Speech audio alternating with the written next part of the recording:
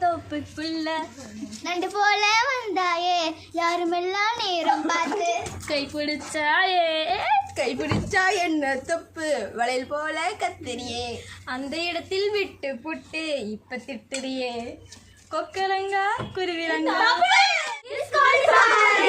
உயிர் பாதி உனக்கு பாதி எனக்கு